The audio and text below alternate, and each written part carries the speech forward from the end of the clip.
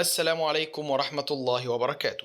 في خبر عاجل الآن: وفاة دعاء شقيقة سمر صاحبة قناة أسرار المطبخ مع سمر، وإليكم تفاصيل الوفاة والسبب، ولكن قبل ذلك برجاء الاشتراك في القناة ليصلكم كل جديد.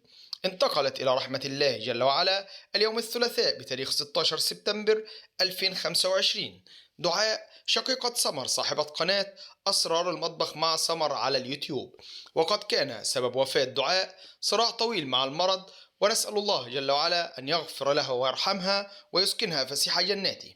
سمر هي صاحبة قناة أسرار المطبخ مع سمر، وهي يوتيوبر وناشطة اجتماعية مصرية. ولدت في جمهورية مصر العربية. تعتبر سمر من أشهر الشخصيات على مواقع التواصل الاجتماعي، حيث تجاوز عدد متابعيها على اليوتيوب أكثر من 2 مليون متابع. أما عن دعاء أختها، فقد أكدت بعض المصادر الإعلامية أن دعاء رحمة الله عليها توفيت نتيجة معاناة طويلة مع مرض السكري ومرض القلب منذ فترة ليست بالقصيرة.